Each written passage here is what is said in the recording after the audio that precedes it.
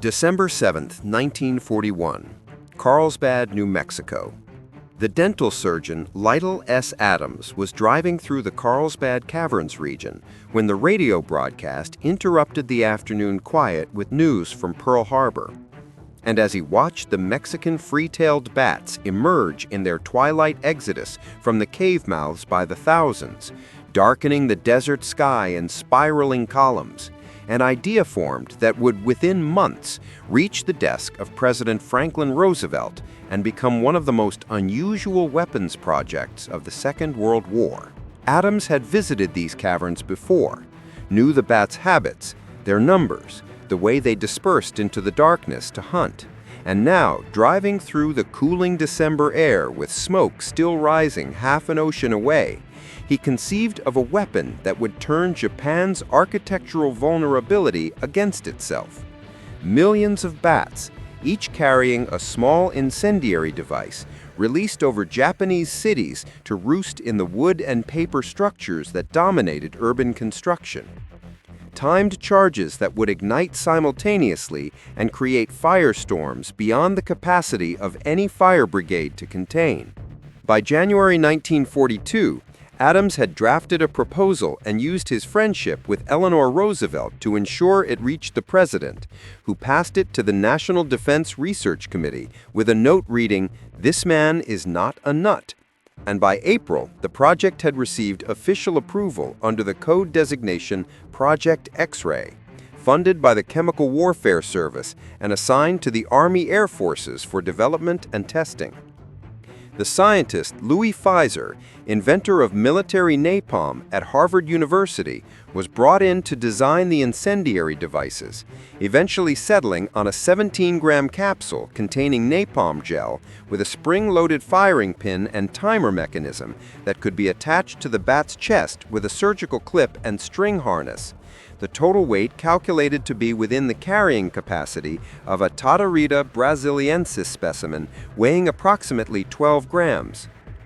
Collection teams were dispatched to caves across the Southwest: Carlsbad, Bandera Lava Tubes, Ney Cave, Bracken Cave in Texas, using nets and careful handling techniques developed through consultation with biologists, gathering thousands of bats that were then transported in refrigerated trucks to keep them in a state of hibernation until needed. The creatures packed in ventilated containers with temperature controls that mimicked winter cave conditions. The containment problem proved more difficult than anticipated. Bats escaped during early trials at the Muroc Army Air Base in California, several starting fires in hangars and causing minor chaos when they roosted in the wooden beams of administration buildings. But these accidents only seemed to validate Adams' theory about their incendiary potential. By summer 1943, the project had moved to a more secure facility at the Carlsbad Army Airfield Auxiliary Field, a remote bombing range where specially designed cardboard containers were tested. Cylindrical cases with compartmented trays, each holding 26 bats in individual cells. The containers equipped with parachutes that would deploy at 1,000 feet and then split open at lower altitude to release the bats, now warmed and active, over target areas in the hours before dawn. Major General William N. Porter of the Chemical Warfare Service observed demonstration drops and was impressed enough to secure additional funding and priority status, the project expanding to include procurement of bomber aircraft, refinement of the delivery mechanisms, and extensive studies of Japanese urban architecture conducted through interrogation of Japanese-American internees and analysis of pre-war photographs and intelligence reports that confirmed the prevalence of wooden construction and the narrow streets that would channel and intensify any firestorm. Wind tunnel tests at Wright Field in Ohio examined dispersal patterns, while biologists studied bat flight behavior, roosting preferences, and territorial instincts that would cause them to seek shelter in the eaves, attics, and crawl spaces of buildings rather than flying out to sea or into open countryside. Pfizer's incendiary capsules underwent dozens of iterations, balancing weight against burn time and intensity, settling on a napalm mixture that would ignite at 140 degrees Fahrenheit after a time delay of 20 to 30 minutes, long enough for the bats to roost, but short enough to prevent premature discovery and removal. The project consumed resources, personnel, and attention through 1943, competing with the Manhattan Project for funding and priority. And while some military planners questioned the feasibility of deploying millions of bats when conventional incendiary bombs were proving devastatingly effective against German cities, Adams and his supporters argued that the bat bomb would be more thorough, reaching into spaces no bomb could penetrate, spreading fire with a randomness that would overwhelm firefighting capabilities and create psychologically terror beyond anything conventional weapons could achieve. And the tests continued through autumn 1943 with increasing sophistication and scale. The desert air above the New Mexico ranges filling with parachutes and bats, and the distant sound of explosions as the capsules detonated in mock-ups of Japanese neighborhoods constructed from intelligence specifications, wood and paper going up in flames that turned the night orange and sent columns of smoke visible for miles across the empty landscape. May 21, 1943, Carlsbad Army Airfield Auxiliary Field, New Mexico. The full-scale demonstration scheduled for senior military observers began at 0430 hours with the loading of 5,000 Mexican free-tailed bats into the Mark 9 delivery canisters, each bat fitted with Pfizer's latest incendiary device, a dummy charge for this exercise, but weighted and timed identically to operational units. The handlers working in the pre-dawn darkness with red-filtered flashlights to avoid disturbing the creatures as they were placed in the individual compartments of the cardboard containers. The air cold enough that the bats remained torpid and manageable despite the stress of handling. A B-25 Mitchell bomber from the 47th Bombardment Group had been modified to carry the canister load in its bomb bay. The bombardier trained in the specific release sequence that would deploy the parachutes at optimal altitude, and as the sun broke over the Guadalupe Mountains, the aircraft lifted off from the main runway and turned south toward the impact range, where a replica Japanese village had been constructed over 3 months of careful work. 26 buildings arranged in the dense pattern typical of Tokyo residential districts, wooden frames with paper windows and tile roofs, narrow streets barely wide enough for carts, all built to exact specifications provided by intelligence analysts who had studied pre-war survey maps and architectural journals. The observers assembled in a sandbag-reinforced bunker included Major General Porter, representatives from the Army Air Force's Materiel Command, 2 Navy officers evaluating the system for potential carrier-based deployment, and a skeptical contingent from the National Defense Research Committee who had questioned the project's resource allocation in a war that was consuming materiel at unprecedented rates across 2 oceans and multiple theaters. At 0512 hours, the B-25 reached the release point at 5,000 feet. The bombardier toggled the release mechanism, and the 5 canisters tumbled free into the morning air, parachutes deploying with sharp cracks that were audible even above the bomber's engines, the white canopies catching the early light as they descended toward the target zone.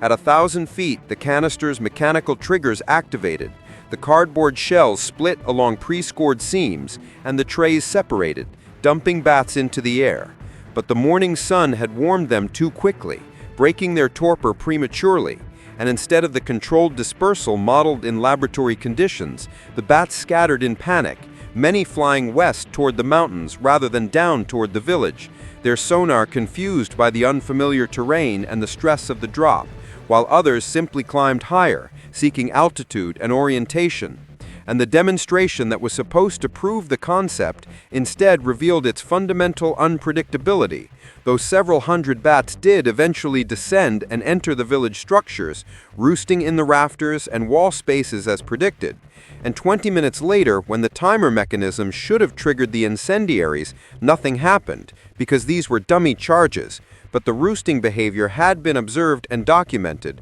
proving at least that part of Adams's theory sound. The project continued despite the mixed results, with modifications to the canister design that would include cooling systems to keep the bats torpid until lower altitude, And by August, a second full demonstration was scheduled, this time with live incendiary charges and a larger mock village that included not just residential structures, but also representations of light industrial buildings, warehouses, and market areas with canvas roofs that intelligence suggested were common in Japanese port cities. The work proceeded with the methodical patience that characterized American military engineering in that period. Every failure analyzed and documented, every variable isolated and tested, while in the Pacific theater, the war ground forward island by island, Marines dying on beaches and pilots vanishing over empty ocean, and the pressure mounted to produce weapons that would hasten the end without requiring an invasion of the Japanese home islands that planners estimated would cost 1 million Allied casualties. The Chemical Warfare Service requisitioned additional baths, expanded the collection operations to include caves in Arizona and Nevada, and established a breeding program at the Carlsbad facility that aimed to produce domesticated bat populations that would be calmer during handling and more predictable in flight behavior, though the biologist warned that free-tailed bats were not easily domesticated and that stress would always affect their behavior in unpredictable ways. Pfizer refined the incendiary capsules again, reducing weight by 2 grams through redesign of the timer mechanism and switching to a more efficient igniter compound that required less material to achieve the same burn temperature. And the new capsules were tested individually on captive bats to ensure they wouldn't impede flight or cause premature mortality before the devices could be deployed. The August demonstration was scheduled for night operations to better simulate combat conditions. The target village expanded to include 40 buildings over a 2-acre site. The observers expanded to include representatives from the Joint Chiefs of Staff, who would make the final recommendation on whether Project X-ray should proceed to operational deployment. And the preparations consumed the late summer weeks with increasing urgency as the project approached its critical decision point. The handlers working 12-hour shifts to prepare the bats and load the canisters, the aircrew practicing night drop procedures over the Pecos River, and the range crews maintaining the target village and positioning cameras to document the results that would determine whether millions of dollars and thousands of man-hours had produced a viable weapon or an expensive curiosity that would be filed away in the archives of failed military innovation. August 13, 1943. Carlsbad Army Airfield, Auxiliary Field, New Mexico. The night operation commenced at 21:45 hours with overcast skies that blocked the moon and created the kind of darkness that would characterize actual combat drops over Japan. The B-25, loaded with 3,000 bats in improved Mark 11 canisters equipped with dry ice cooling systems that would maintain the creatures in hibernation until the containers opened at low altitude. Each bat fitted with a live incendiary capsule timed to ignite 30 minutes after release, and as the bomber climbed into the darkness, the observers gathered in the bunker with infrared viewing equipment and radio communications that would coordinate the drop sequence with ground documentation teams positioned at intervals around the target village.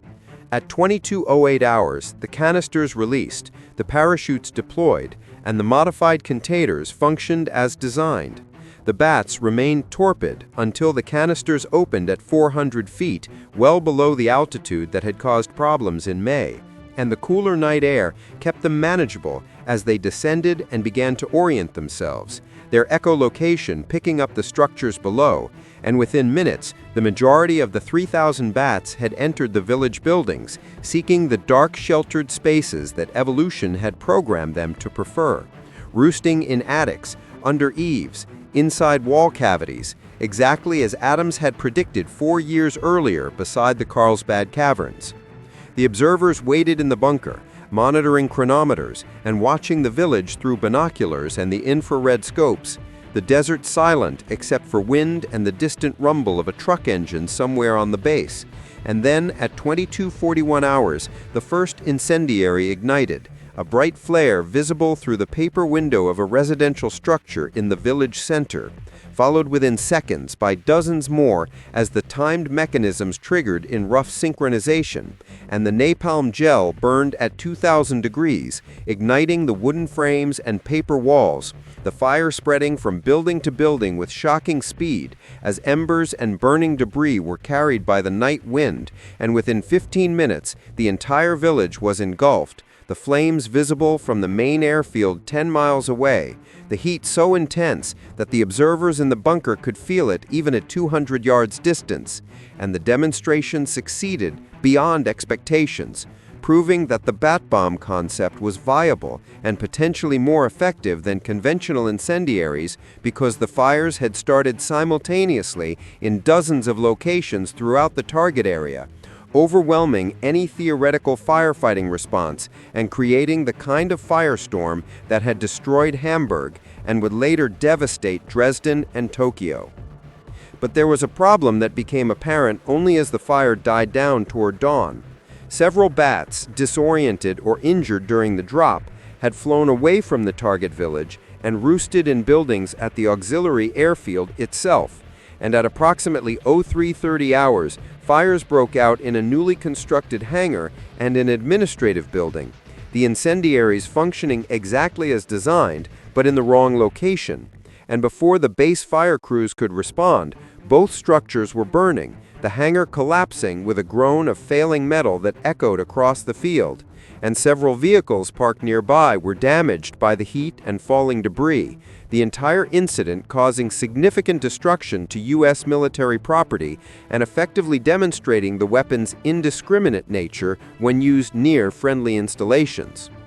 The incident report that reached Washington in late August acknowledged both the success of the demonstration and the uncontrolled fire at the airfield, and while General Porter remained enthusiastic about the weapon's potential, the Joint Chiefs of Staff were less convinced, particularly as reports arrived from the European theater showing that conventional incendiary bombing was achieving devastating results against German cities without the complexity and unpredictability of biological delivery systems, and the development of the B-29 Superfortress promised the ability to deliver massive payloads of incendiary bombs directly to Japanese cities from high altitude with precision that no bat could match. By October 1943, Project X-ray was placed on reduced priority status, funding cut by 60%, and the focus shifted from operational deployment to continued research that might yield insights applicable to other weapons programs. But the momentum was gone, the urgency had faded, and by spring 1944, the project was quietly terminated as resources were redirected to the Manhattan Project and to conventional strategic bombing operations that were proving grimly effective against Axis industrial capacity. The bats were released back into the desert caves, the incendiary devices were sent to ordnance disposal, the mock-up villages were dismantled, and the paperwork was filed in the classified archives of the Chemical Warfare Service. The entire episode, a footnote in the history of American weapons development, remembered primarily for its strangeness rather than its actual contribution to the war effort, though years later some participants would argue that if the atomic bombs had not been ready by August 1945, the bat bomb might have been reconsidered as one component of the planned invasion of Japan, a weapon that could have turned Tokyo and Osaka and Nagoya into infernos before the first Marines set foot on the beaches, rendering the home islands ungovernable and uninhabitable through fire rather than radiation. But history took a different path, and the bat bomb remained an experiment, a might have been, a classified curiosity that demonstrated both American ingenuity and the sometimes absurd lengths to which modern warfare could push human innovation. All of it documented in after-action reports and technical memoranda that gathered dust in government warehouses until declassification decades later would reveal the full scope of a project that tried to weaponize nature itself and succeeded brilliantly before being abandoned for more conventional means of destruction that would ultimately burn Japanese cities just as thoroughly without requiring the cooperation of 3 million Mexican free-tailed bats.